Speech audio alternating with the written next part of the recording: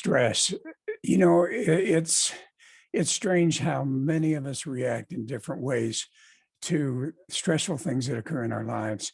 And oftentimes, friends, loved ones, family, we observe people experiencing stress and we really don't know how to help them or how to handle it. And today I'm really excited to have a lady on the show that is so well versed in how to help people experience stress and deal with stress and help others who are experiencing stress. So I hope that you'll join us today. I think you're going to enjoy a very, very fruitful and insightful show.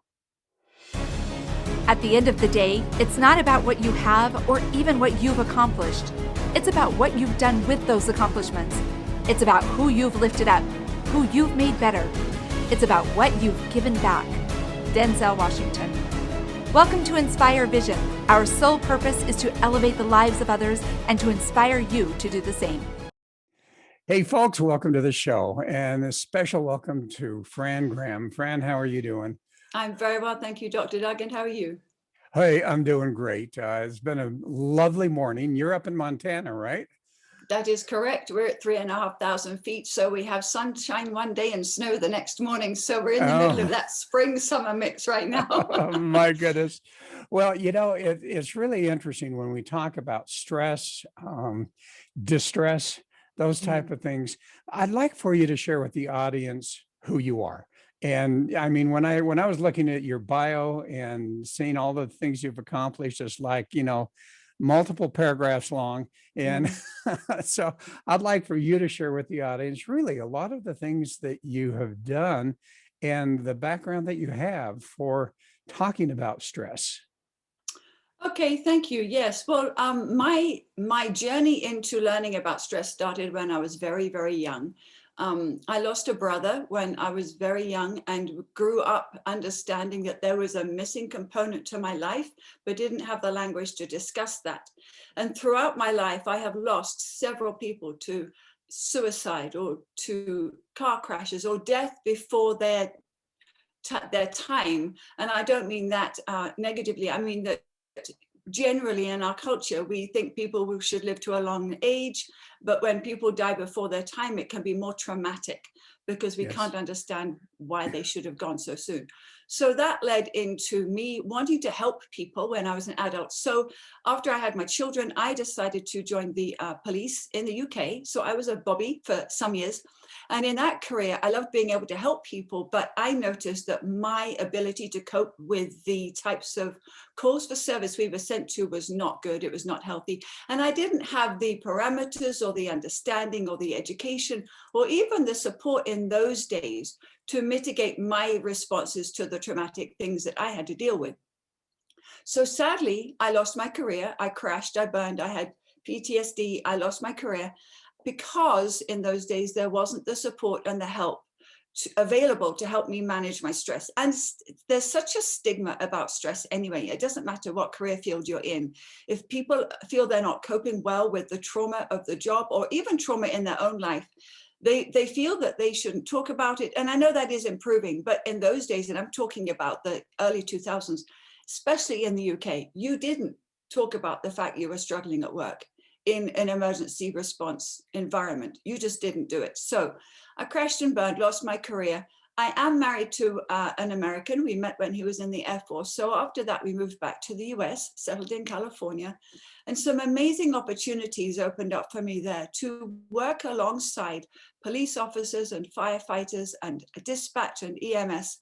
And I decided that I wanted to get more education so that I could help them not crash and burn like I did, because I recognized the trauma in the job.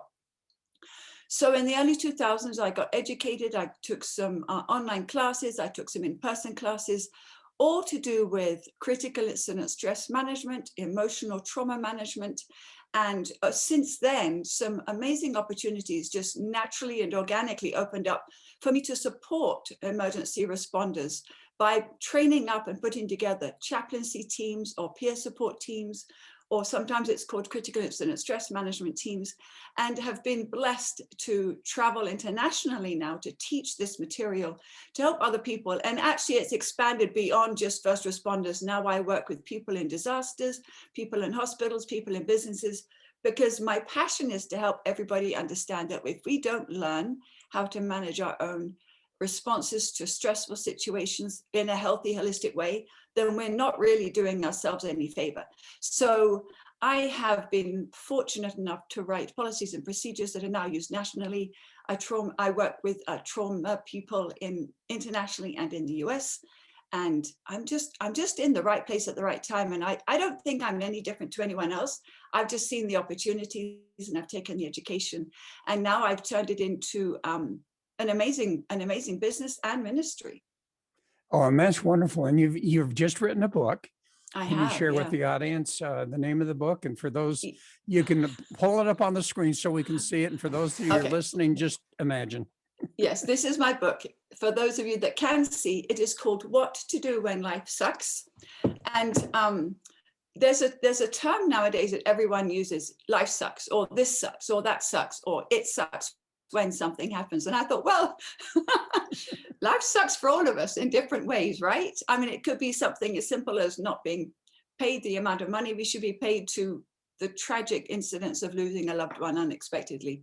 So my book is basically, it's a very basic introduction to what I would call self-care. And I know the term self-care has been bandied around so much and people think they know what it means, but actually my book goes into 5 main areas of where the ways that we respond to a traumatic or a stressor, a traumatic incident or a grieving incident. And those ways are physically, mentally, emotionally, behaviorally, and spiritually. And most people don't recognize that they will respond in all of those 5 areas. So if you're not tuned in to how you're responding to something that brings you stress or causes you stress, even if it's something as simple as your children just not listening to you and not getting ready for school on time, so it makes you late for work, even those things, we will respond in those 5 areas. And if we don't learn to self-assess and be self-aware constantly, we never actually learn how we uniquely and individually will respond to what I would call stressors, things that stress us out. If we don't manage that, if we don't learn to pay attention to how we respond uniquely, because we're not the same as everybody else, we can't manage and monitor our triggers, and we can't manage and monitor our responses to the stressful situation as healthily or as well as we could.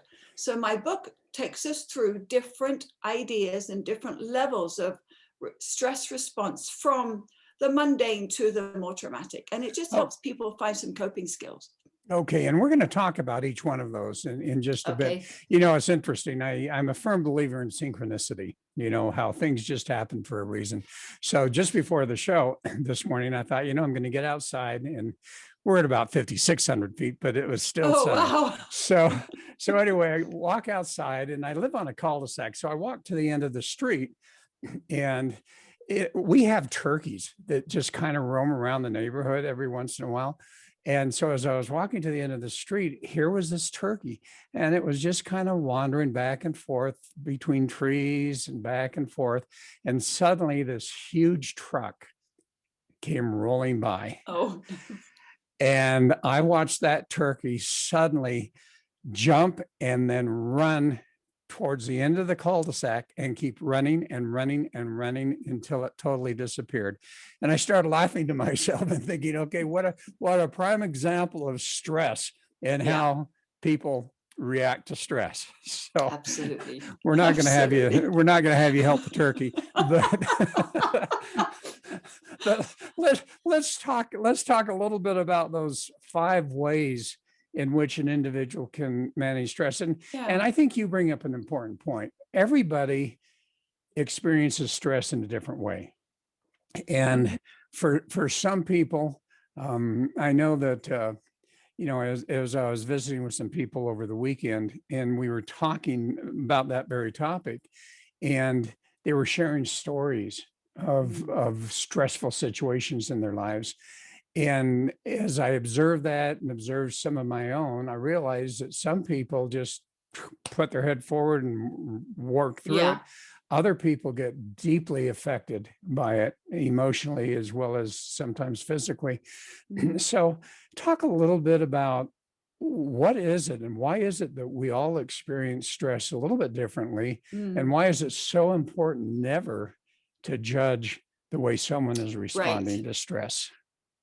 That's a really good point, and I appreciate you asking that because so many people miss that crucial element to supporting somebody else going through some difficult stuff. So primarily, it all boils down to our own experience. So, for example, if you find somebody who's collapsed on the side of a road of a cardiac arrest, if you haven't had appropriate CPR training, you're not going to know what to do. So if you've got two people watching somebody collapse, the person who's trained will automatically go into response mode. They will have a clear head, they will know what to do, and they will be able to apply their knowledge and experience. The person who's not trained will have a panic reaction because they will be in flight or fright mode because they won't know what to do. So that's one prime example. Another prime example is just our cultural differences. So one thing that I'm often amazed about is how in Western society, it is a cultural belief and a value that parents do not outlive their children. But if you look at some third world countries where child mortality is quite common, even though it's still very traumatic to lose a child, and I'm not trying to belittle it at all, but in those cultures, it's more common that parents will outlive their children. So you've got a cultural element there. You've got a gender element. There are certain things that men are more able to cope with than women. And I'm not sexist at all. It's just the fact that there are some things that men are able to cope with better than women. So when you've been through something that's really traumatic, or even something that's a daily stressor, we do learn, the more we go through those things, we learn how to manage that incident, which comes down to experience and training. So me as a police officer or me as a trauma responder, I can come alongside somebody in a situation and I can handle that situation. I know what to do better than somebody that's not had my training and experience. And this is where we have to be very, very mindful of the fact that just because I will respond to something in one way, and somebody who's not got my background will respond to it another way, doesn't mean it's right or wrong. It just means it's different because we are only able to respond from our own experience, our own belief systems. For example, I am a spirit-filled born-again Christian. If I am having a lot of trouble through my day, I'm going to pray. There are other people who choose to do other things, and it doesn't matter. It's just what we are used to doing and what's in our belief system. Does that help? Yeah, I think that really helps. And as you say, I smile when you talk about the fact that men seem to be able to handle the stress a little bit better. My question is really, No, I didn't actually say they handle stress better. I actually don't think they do handle stress better. I was just saying there are things in life that men handle differently to women. okay. But no, I Okay. don't think men handle stress better. I don't think they handle it better or worse. I really, it all boils down to our experience, our belief systems, our makeup, what we've been through in life, our life experiences, our educational experiences. There are some times when you can watch something on the news and it's very traumatic, but it doesn't affect you because it happened in Timbuktu. But what if you had a relative in Timbuktu? Then all of a sudden it becomes personal. So there is a proximity element as well. Somebody could watch something on the news about a death of a child and they've never had children, so it doesn't affect them. Somebody else might be watching that and they might have just lost a child and it suddenly hits close to home and pushes on all of their buttons. So it really boils down to our experience and our education. Well, and the reason I brought that up was not to suggest that men handle it any differently, but I think both men and women sometimes don't show outwardly the stress that Right, they're experiencing. And that's what I was kind of leading to. And I'd love for you to right. talk about that a bit because some people just openly show their stress and express their stress. And sometimes that's a very healthy way. Right. Sometimes it's probably not real healthy. But on the other on the other aspect of that is those that feel the stress and don't express it at all and then internalize it. Yeah. That's no, you've really hit on some good points there. And there's several ways to approach that. So one of the things that immediately comes to mind is the fact that by nature, men tend to be more logical and women are wired to be more emotional. And so men at times, and I don't mean all the time, but at times men can focus on one thing at a time and get the job done. And when it comes to stress, because men tend to be more internal processes than women. Women tend to have to talk about it because all of their emotions get involved. Men tend to be more internal processes. And again, that's not to generalize every man in that category, because I've got 4 sons, and out of my 4 sons, 2 are very external and 2 are very internal. Yes. but they've been raised by a mother who always says, let me know what you're thinking. But anyway, but men tend to deal with their stress by wanting to just have some time out, and they like to get busy. They like to get busy focusing on something. And while they're focusing on something, whether it's woodwork or going fishing or just maybe going bowling with another friend, they do better having an activity to work through their stress and to internally think about what's going on. And then sometimes they will talk about it with a trusted friend, and sometimes they won't. Whereas women tend to want to talk about it all the time, and they'll talk about it to a group of other women who get together. We are external processes. But there is a stigma. That's fine for normal, I shouldn't say normal, that's fine for stresses that are not what I would call dangerous or acute.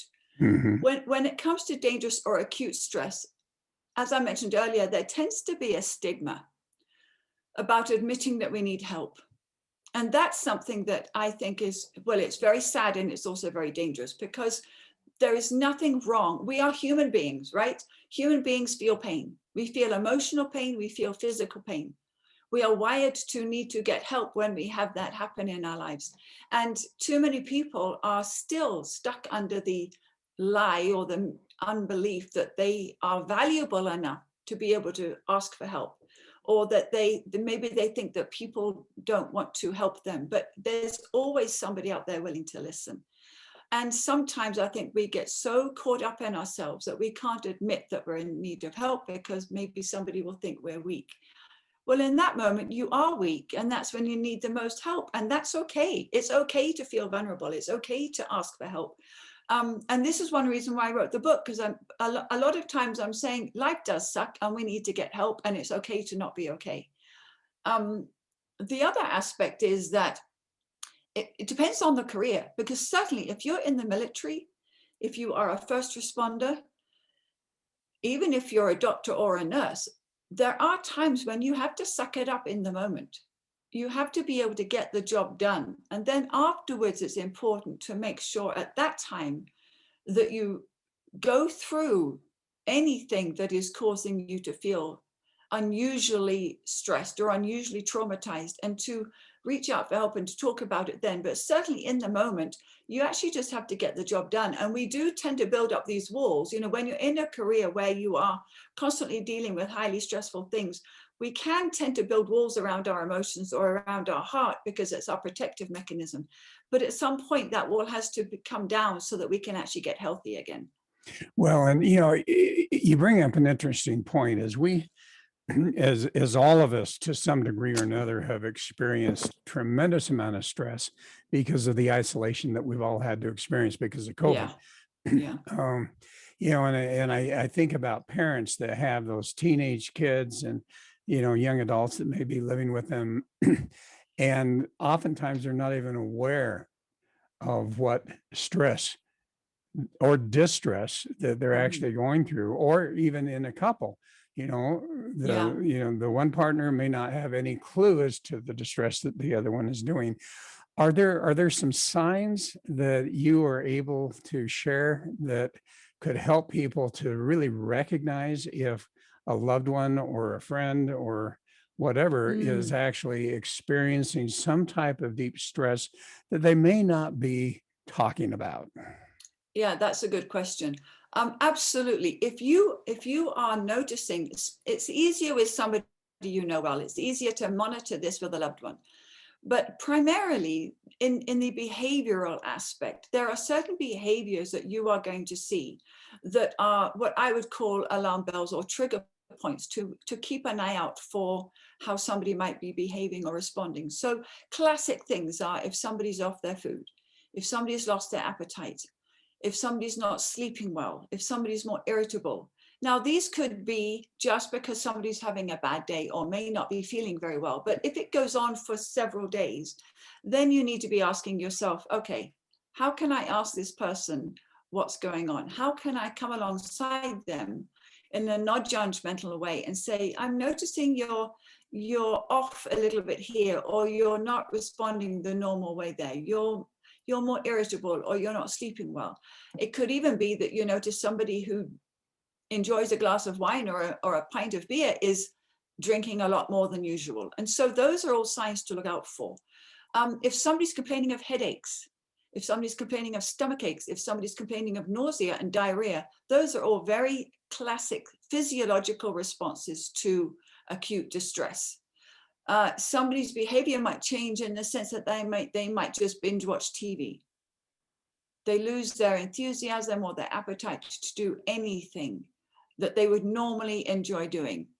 They have a lack of interest in things that they would normally enjoy, that would normally help them to unwind at the end of the day or on a weekend. If they lose interest in those things, then that's a big flag that, okay, we need to have a little discussion here. When it comes to children, they can be more clingy, or you can see that their behavior in school is dropping, or they're not listening, or they're not minding you in the house, or they could be bullying their siblings. All of those changes of behavior in children are also signs to look out for. Yes, and going back to the book, because you talk about 5 tips on how to Yes, manage, stress responses, whether they're acute or whether because acute means it's just happened, versus sometimes I think things happen over a period of time and then they suddenly do. it becomes acute. So I'd love to take some time now and go through each one of those tips and talk about them one at a time, if you don't mind. I don't mind at all. And so in the five main areas that I mentioned earlier, the behavioral responses, the physical, the mental, the spiritual, and the physiological, and the emotional, the book is just skimming the surface because it's such a deep, deep, deep subject. So for example, let's talk about, everyone knows that when you are in a stressful situation, the first thing everyone tells you to do is watch your diet and make sure you exercise, but they don't tell you why. And hydration, why is hydration important? Well, I'll explain why. When we're going through very traumatic things, our brain is about 95% water. And when we're going through traumatic things, our brain, which is the powerhouse of how we respond in all of those 5 areas that I mentioned, suddenly is on high alert and suddenly has to manage the threat of what you're going through. So our brains are wired to make us survive at all costs. But sometimes the brain cannot differentiate between a real threat and a perceived threat. So this is why sometimes you can feel as if you're losing your mind, even though you're having quite a good day, but it's because your brain is still juggling everything else that's being thrown at it for the last few weeks. So when we don't hydrate, we deplete our brain of the hydration level it needs to function properly. And that will cause our responses to be less effective because we can dehydrate our brain. And this is one of the physiological elements. If we're not staying well hydrated with water, then we don't enable our brain to keep functioning at its best, especially when tough things are going on. And then moving on from that, diet and exercise. We expend so much energy when we're going through stress. And our body is designed to need healthy foods.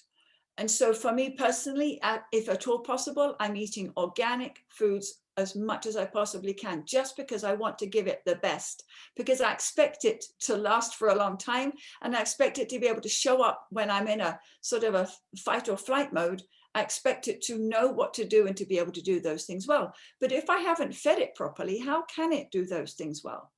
And a diet, when I say a diet, I don't mean go on a diet for a few weeks. I'm talking about a daily habit of making sure you have a good balance of healthy foods.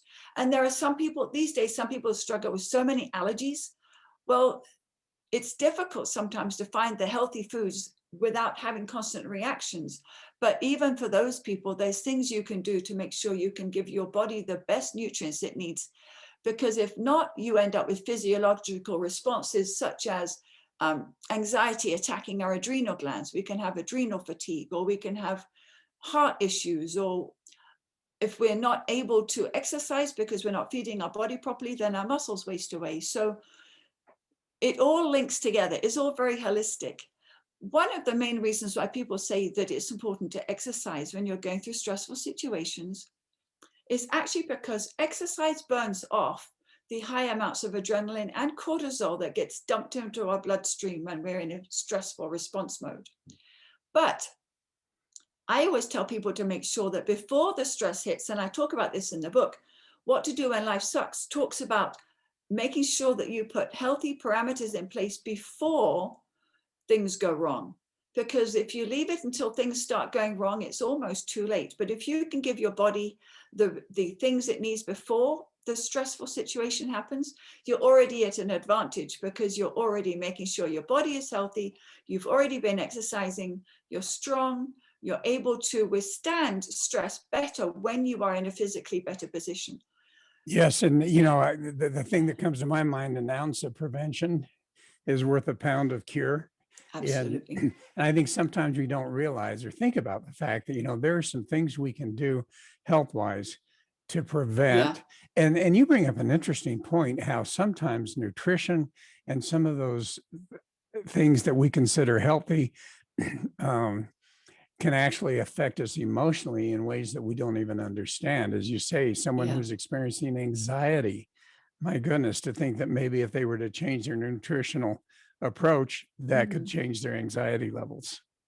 It can do. It can do. And I don't mean to belittle it. And I know you're not saying this, but we're No. not, for those that are listening and watching, we're not belittling those that are struggling with anxiety. But if you're continuing to eat McDonald's every day, you're not giving your body the correct nutrients it needs to be able to manage your stress response. So yeah, eating a balanced diet definitely helps. The other things that help, it's a known fact that if you have a good, strong social circle around you, a good support group, that goes a long way to making somebody manage their responses to whatever they're going through so much better than somebody who's isolated. And earlier you picked up on the fact of the isolation of COVID. It's been so sad to see how many elderly people in particular have been so isolated and so lonely. And I just think about my dad. My poor dad stuck in England. He's been isolated for a year and he's really struggled. And he's struggled because he can't go out. He's been he's in his 80s.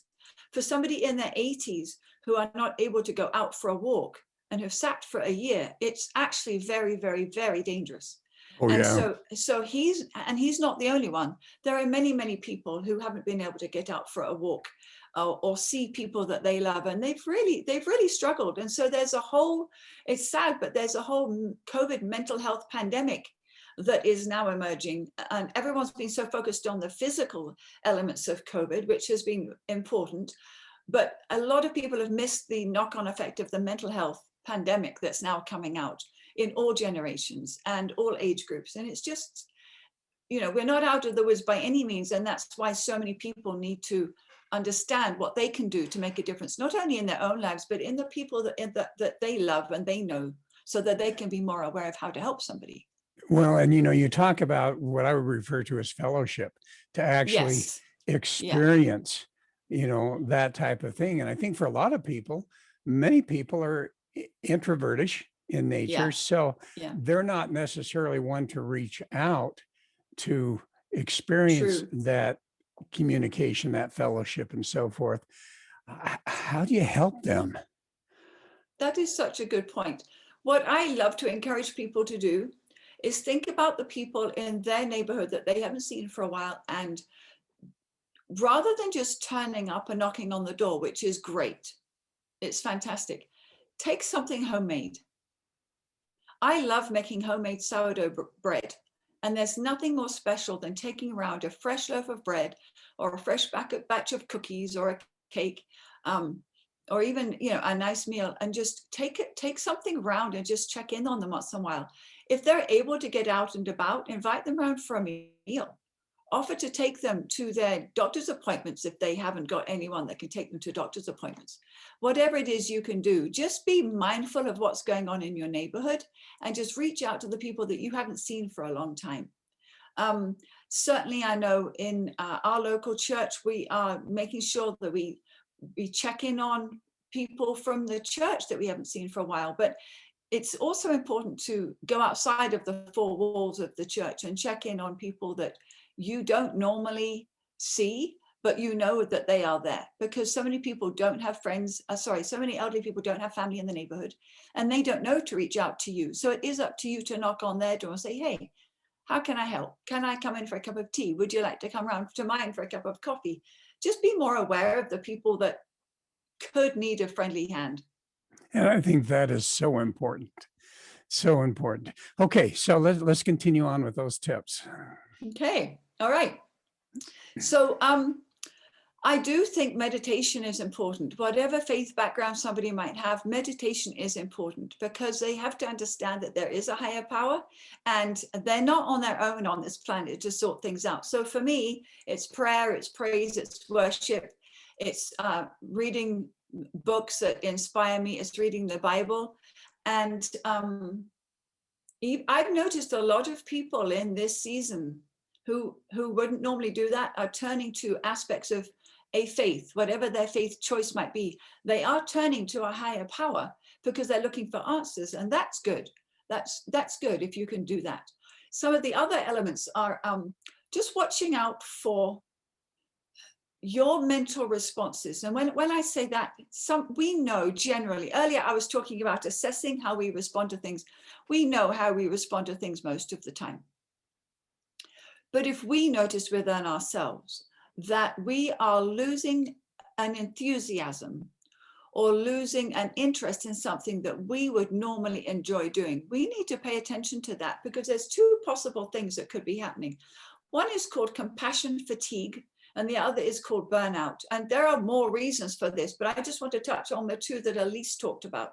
So burnout is when you have been running so long that you're running on empty and you're trying to do too much, and you haven't recognized the fact that you're tired. You haven't recognized the fact that you need to replenish your resources. And so therefore you are running on fumes. And the symptoms of that can be very similar to depression.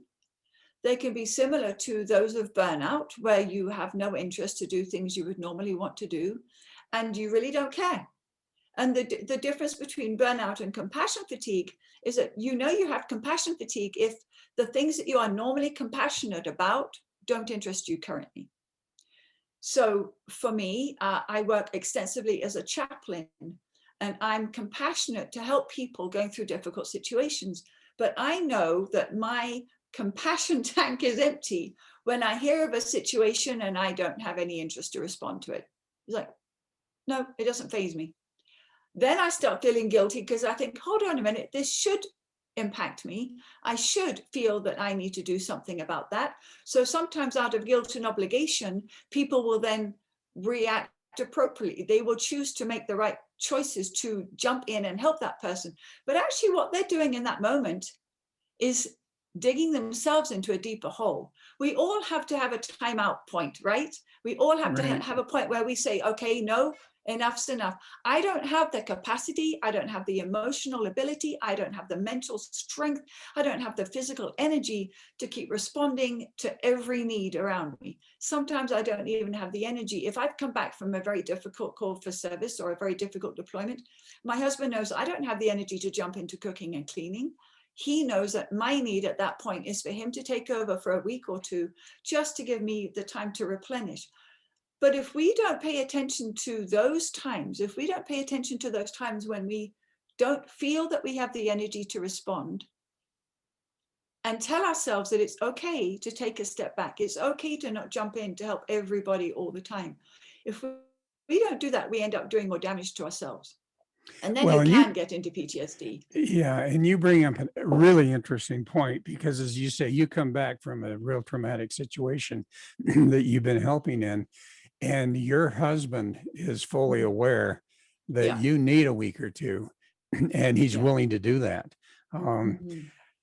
what kind of communication had to happen for him to really understand that? That's a really good point, because it took a while to learn how to get there. The communication was that I did what I just explained people shouldn't do. When I first started in this many years ago, I didn't know that if I was running on empty, I needed to stop. Now, I need to be clear here. I for years volunteered my time. So I was in a position where I could stop. I totally respect, as a former police officer, I totally take my hat off to people now who are in a career where they are not allowed to stop. Yes, I yes, really do. But I want to encourage any people in that situation that might be watching or listening. I still want to encourage you to reach out for help. There are so many support groups right now. For first responders, there are excellent peer support groups. There are critical incident stress management teams. There are good therapists who are good at working with first responders. It's so important to reach out for help. But for those that are volunteering, most chaplains, for example, are not paid. They are voluntary. So people in a situation where they can make a choice to stop responding to every call that comes in, they have to give themselves that time out. I didn't know to do that. So I crashed and burned more than once. And I had to learn, okay, in order to stop crashing and burning, I need to recognize the symptoms and the signs that are unique for me that were warning flags. And then I had to make sure that if I saw any of those, I immediately spoke to my husband and I said, okay, we need to adjust this for the next few days. Can you take this part of the responsibilities and just let me have some time out? And we communicate very well. We've been married for 38 years. So by now we communicate very, very well. But he was in the military, so he gets it. He understands how difficult it can be. And so we have a good understanding, we have a good working relationship. But you hit on a valid point, because a lot of times I am working with couples who have not learned to communicate their needs to one another. And it's not yes. because the other spouse is not listening. It really isn't. It's because the person experiencing the response doesn't have the language to articulate what's going on. So a lot of times when I'm working with couples, all I need to do is help them find the language or help them identify their responses so they can articulate it. And then the other person says, oh, okay, now I understand. And this is how we can help you work through that. Well, and that becomes so important, as you say, the articulation. I Yeah, refer to it as the clarification. yeah, To number one, be able to explain it in a way that's understood, and ideally, whomever you're explaining it to, if they're not understanding it, is patient yeah, enough to keep asking questions until the right, language that's right, used is the language that's understood. right.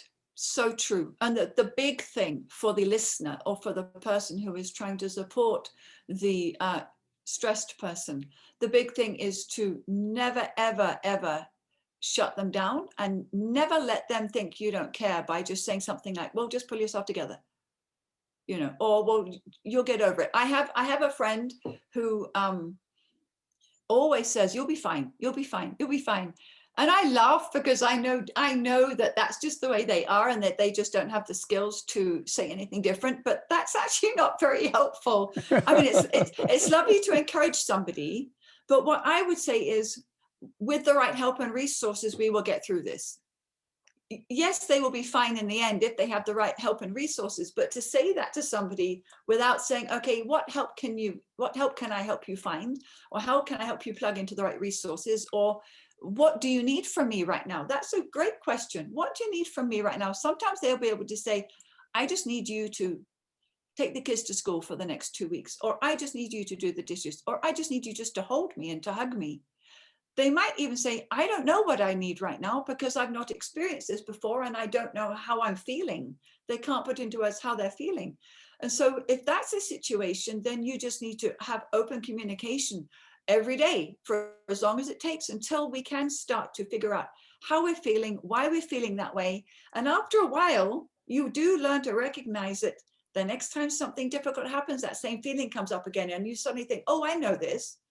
This is a sign that I'm not coping well. So I need to step back, or I need to put some parameters in place now so that I don't crash and burn in 2 weeks' time.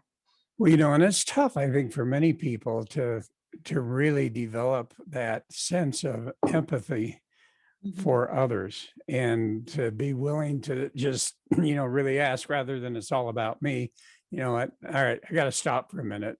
So tell me what's going on with you. What's happening? Yeah. How can I help? I love what you're talking about there. Yeah, it is difficult though for people. I'm sure my husband won't mind me saying this, but he, in the early days, he has this look on his face when he sees me coming home, and I've had a really bad call to service. I've had a really bad chaplaincy call today. He has this look on his face, and it's kind of like, oh gosh, here she comes. Now I've got to manage. And it's a grin, but it's a nervous grin, because he's been with me for so many years, but he hasn't had all the training I've had. So he gets this grin on his face, and it's his nervous grin, and then he starts giggling because he knows I need to talk. And I know him well enough now to know that's just his nervous response. I know that. And actually we laugh about it, and it breaks the ice, and it helps me to just have something to laugh about. But the serious side of that is that there are people who just do not manage stress well because they don't have the capacity. Let me clarify. They don't manage other people's stress well because they don't have the capacity to understand how to help. And it's not that they don't want to help. It's not that they don't have a desire to help that person. It's the fact that they seriously do not know what to do. And so those people can tend to withdraw. They can tend to withdraw and shut down and put some distance between themselves and that other person. And then that other person can think, well, I need your help right now, and you're withdrawing, and that's not helping me. And then you get this pull and push tension. And it's very important for the person who's not feeling that they can provide the right support and care to the person who's in the pain. It's important for them to articulate that and not feel guilty or feel bad about that. My husband's response was to get the giggles because he was so nervous and he didn't know how to handle me. Now we've worked through that and he's learned, but only because we were able to communicate. So it's so important to help each other understand what each other needs. And if you're somebody who's not gifted or hasn't got the understanding or capacity to help people in trauma, and not everyone has, and that's okay, but at least get educated enough to understand how to listen to somebody as they just express their pain. Because at the end of the day, we just want to be heard. We just want somebody to hear us and acknowledge our pain.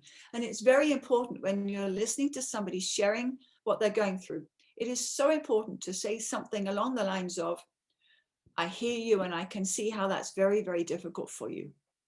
Rather than, you'll be fine. Or I know just how you feel. My aunt so-and-so died last week, and my cousin.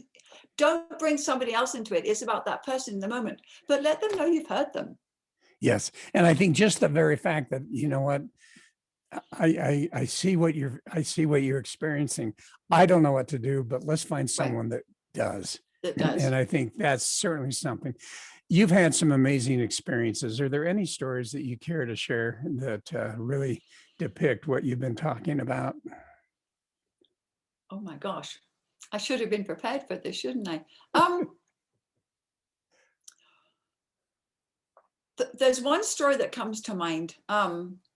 It's a very, very sad story, but it has a wonderfully happy ending. There was a lady who was on holiday, or on vacation, as you say here, with her family, and her husband, sadly, a young guy in his 40s, had a heart attack in front of her and the children and died. And when she came home from the holiday, she came home without her husband. This was just a couple of years ago. And her children at the time were under, I think she had 4 children, 3 boys and a girl, and that they were all under 14, I think.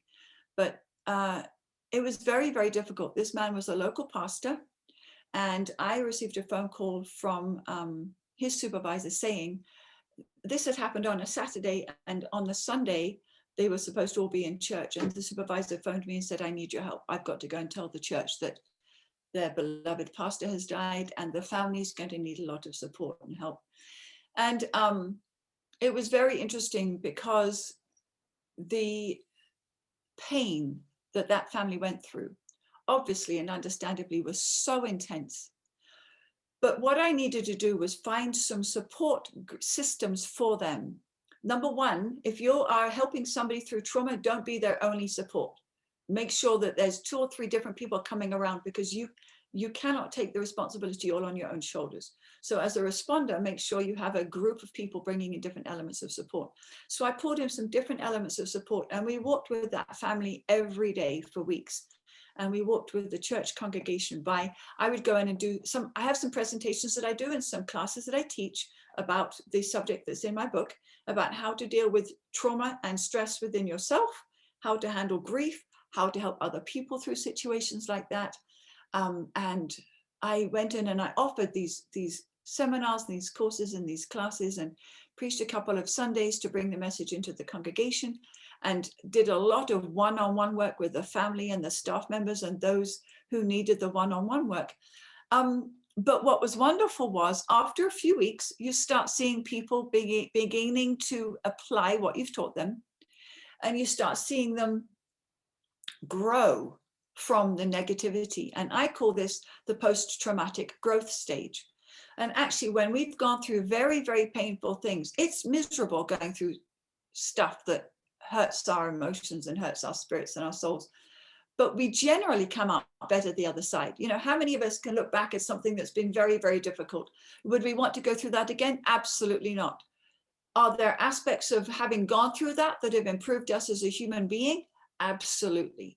So I love to look at the post-traumatic growth phase, because when somebody's come through something very painful, you can see how they've grown in their resiliency, in their capacity, in their empathy, in their ability to come alongside somebody else. And so basically what I find is that if I can teach them, they then can pay it forward. And it's all about paying it forward. It's all about learning what you've learned and applying it to the next people. So this family, who had tragically lost their husband and their father,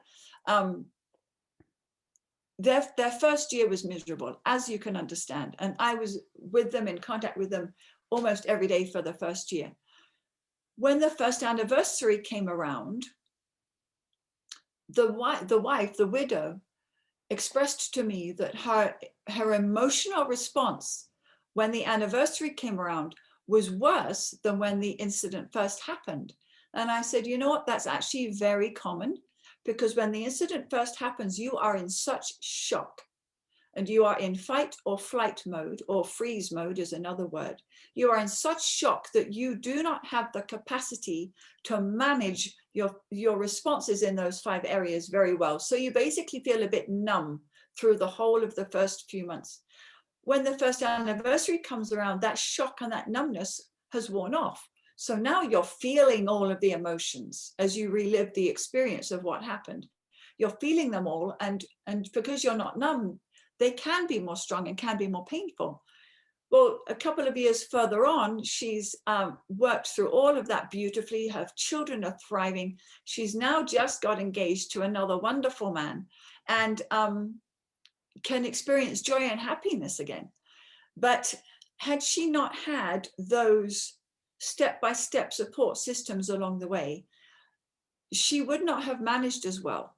And to watch her go through the post-traumatic growth stuff, she was on the phone to me about 6 months ago saying she had been reached out to by a friend of hers, actually a young man whose wife had just died of cancer. She was able to help him through his loss by implementing all of the things that I had helped her through her loss. And so it's just paying it forward. And now they're both in a wonderful stage of post-traumatic growth, or, you know, looking back and seeing that they survived.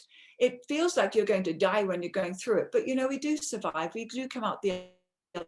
And again, it's so important to be there for somebody, because we'll all come out the other side, but depending on outside well or not so well is determined by the support you've had along the way. Well, and I love that concept of pay it forward. And you know what? This has been an amazing interview. Thank you, Fran. Oh, thank you. You shared some powerful points. Remind the audience once again about your book, and where can they find it? Thank you, Dr. Doug. Yes, so my book is available on Amazon in 10 different nations. And again, it's called What to Do When Life Sucks. And my name is Fran Graham. I also have a website. If people don't use Amazon, it is available through my website. And my website is www.frangraham.com. And that's Graham. Yeah. Fran, thank you so much. This has been just amazing, and I really appreciate you being on the show. Oh, it's my great pleasure. Thank you so much for having me. You bet. And folks, hope you enjoyed this and hope that it will help you to understand and be able to observe when other people are experiencing some type of stress or de-stress, that you now understand a little bit better how you can help them. So have a wonderful week, and we look forward to having you join us again soon.